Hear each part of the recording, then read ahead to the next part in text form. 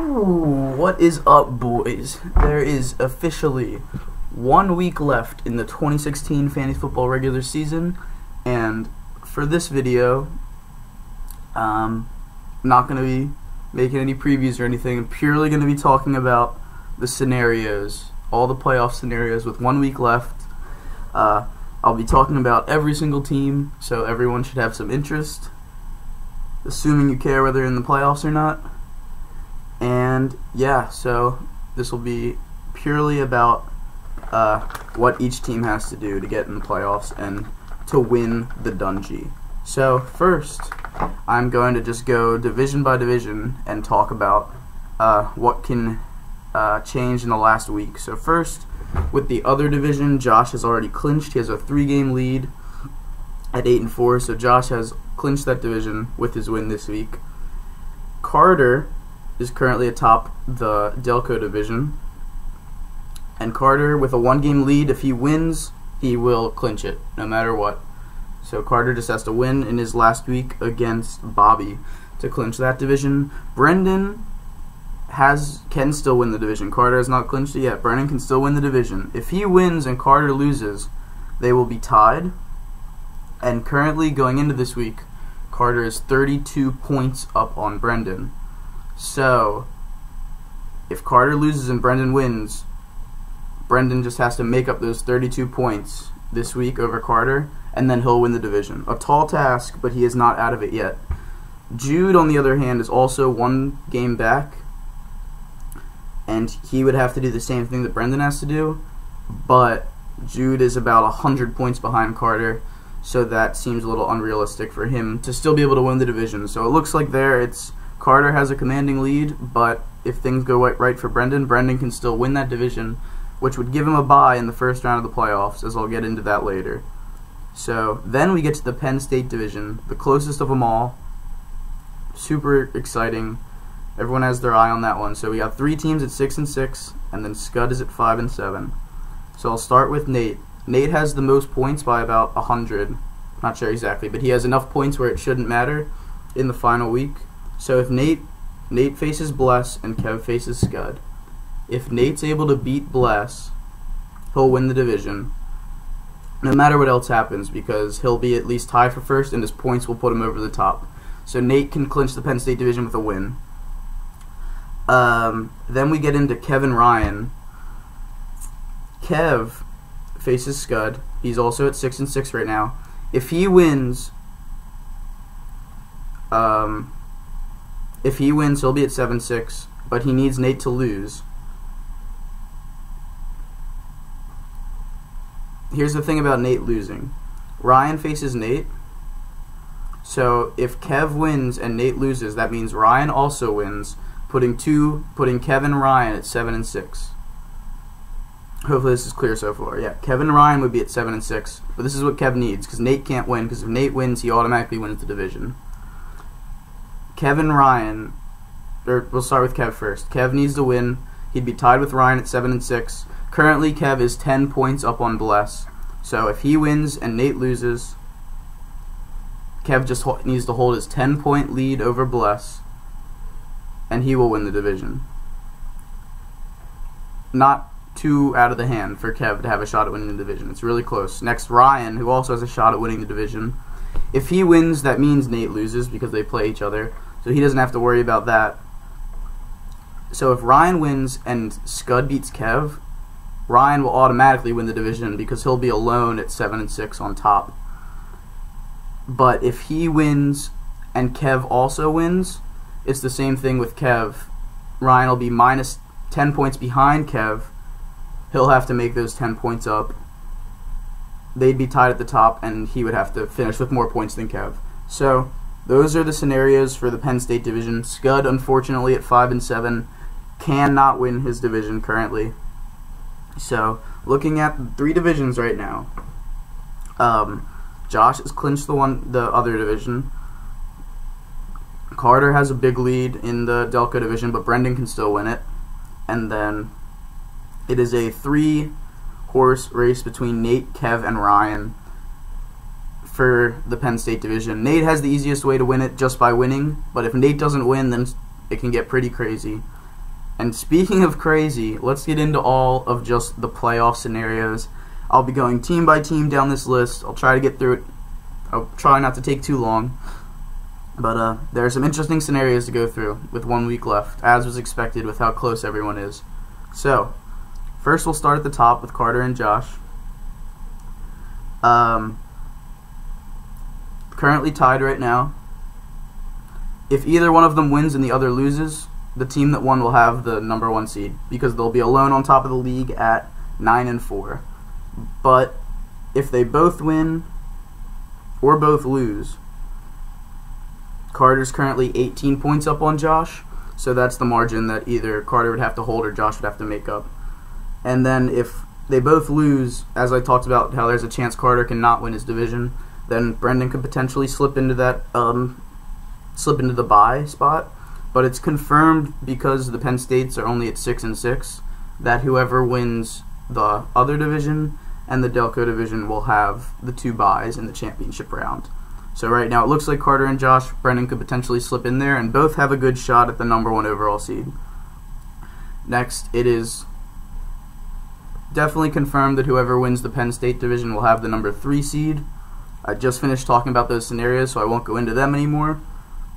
Next, let's move on to the wild cards. This is obviously the most that can happen. A lot of different scenarios can go down on Sunday into Monday, depending on if that matters or not. But first, I'd like to congratulate Brendan and Jude, as it appears that they have both clinched playoff spots, and I'm pretty sure this is without a matter of any doubt. I think this is confirmed just based on how things will shape out in the final week. And it comes down to how the Penn State guys are playing each other, and they have to beat each other. I think it is impossible for Brendan or Jude to miss the playoffs. So, congrats to those two who were in the Sacko playoffs last year. Good season, boys. Maybe you can make a run at the Dungy this year. So, now we get into some crazy stuff, and I have to decide the best way to go about this. So I talked about how the Penn State guys can win the division. One important thing is, between Kev, Nate, and Bless, if any of them win this week, just a win, they're guaranteed a wild card if they don't win their division. If Nate wins, he'll win the division. But if Kev or Bless just win, even if Nate or someone else wins the division, they're guaranteed a wild card spot. So you guys have 100% control of your destiny in the final week. But if they lose, a lot of stuff opens up, and that will allow a 6-7 team to slip into the playoffs. Because if any of them win, that's making the hard cutoff at 7-6 for the last playoff spot, eliminating all those people who are at 5-7 right now, trying to get to 6-7 in the final week. But if they lose, that opens the door for one 6-7 team to get in the playoffs. So, how can that team be Nate, first off? If Nate has a lot more points than everyone else who would be at 6-7, except one, and that's Dan. Dan's going to keep coming up, because Dan at 5-7, if he wins, obviously with so many points, he'll win a lot of tiebreakers. I'll get to Dan in a bit. Let me first say Nate. If Nate loses, he also needs Kev to lose and Dan to lose. That would be Kev also falls to 6-7, and Dan doesn't get to 6-7 because Dan would pass Nate for the final spot. So Nate, you can win, or you can have a Kev loss and a Bullet loss. You'll clinch with that also. Kev, if you lose, you need Nate to win the division, because if Nate also loses, he'll beat you in the wild card spot with more points. So you need to be tied with Bless at 6-7. Like, you need Bless to fall instead of Nate falling to 6-7. So Kev, you need a Nate win, and you also need a Dan loss, so he's not beating you in the tiebreaker at 6-7. And then you just need more points than all the 6-7 teams. Kev, you currently have a little bit of an edge. I think you're on the higher end, but yeah, you definitely need Nate to win over Bless and Bullet to lose, and then you'll just have to have more points than all the other 6-7 teams that are there. And then Bless is the pretty much same thing. If he loses to Nate, he needs Kev to lose, because if Kev wins, he takes the last playoff spot. He needs Dan to lose so that the points, he still has a chance. And then he just has to have more points than the other 6 and 7 teams who can potentially tie him. So, Nate, Kev, and Bless, all three of you can clinch the playoffs with a win this week. But if you lose, you need some other stuff to happen to still be in. You might need some good luck if you lose. So, this is pretty much a playoff game for you three this week. Next, Bullet, as I mentioned, by far the most points scored in the league. Yet he still finds himself at 5 and 7 with 1 week left. So Bullet, what you need is a win, obviously, to get to 6 and 7. And then because you have so many points, you just need Kev to lose. And that just because that Kev loss opens up one 6 and 7 team into the playoffs. If Kev loses and Bullet wins, Bullet's almost guaranteed to be the 6 and 7 team that makes it because of how many points he has. That would take something incredible, like no, it couldn't happen. So Bullet, you just need a win and Kev to lose. You need some help from Scud. So Scud top, Bless bottom. Your season relies on Scud getting a win in the last week. Not sure how you feel about that. Then we'll move on to Scud. Scud, Nick, and Bob next. These guys are all at 5 and 7 currently, but are low on points scored. This is not good for them, just because points is obviously the first tiebreaker. So what do they need to make the playoffs? It's still possible.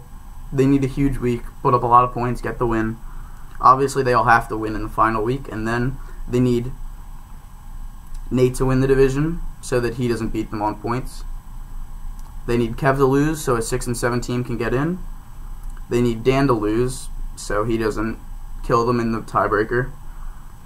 And then they need more points than all the other 6 and 7 teams, which is really vague, but there could be so many teams tied. It's just saying that you'll have to put up enough points to pass, potentially, Bless, Kev, who would be at 6 and 7. And yeah, so just to confirm, those 3 teams, you need a win, you need Nate to beat Bless, you need Kev to lose, you need Bullet to lose, and then you still have to score more points than those guys losing in the last week. You need to make up the gap, which I'm not sure what it is exactly, but not 100% out of it yet.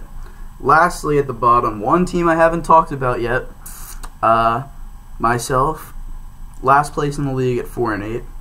Do I think I have the worst team in the league? Maybe, after this week. I wouldn't have said that a week ago, but maybe. Bullet, you absolutely thrashed me.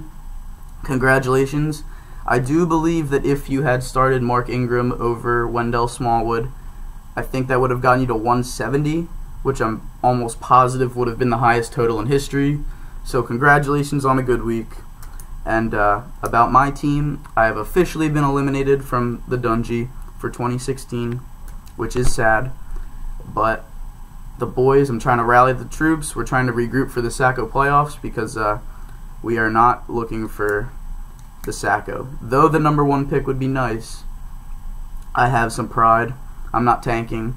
We're trusting the process, but the Sacko, I'm still fighting to not be that Sacko because I already got the 2 first-round picks. Thanks, Bullet. Yeah, so I've been eliminated. Quick thing about the Sacko playoffs: I'm in last place, but I haven't yet clinched a Sacko bye. If I win, I just need If I win, I just need 2 of Bob, Nick, and Scud to lose. If out of those 3 there are 2 of them lose, I'll bump above them because of my points scored. So I'm hoping that can happen because I don't want to be already 1 game away from the Sacko championship. But if it happens, so be it. Hopefully the boys can get a win in one of the last 2 games. So I guess that just about does it. Hopefully I was being clear, not too confusing. And hopefully everyone knows their place and what they need to do in the final week of the season to have a chance for the Dungy, where we know how crazy the playoffs can get. Just get that last wild card spot and you have a shot at the title. And also, you don't want to be that last team to miss the playoffs because who knows what will happen in the Sacko playoffs. Someone could miss the playoffs by 1 game and all of a sudden you find yourself in the Sacko championship 2 weeks later. So again, it's been a great season, boys, and yeah, good luck in this last week, and in the playoffs as well.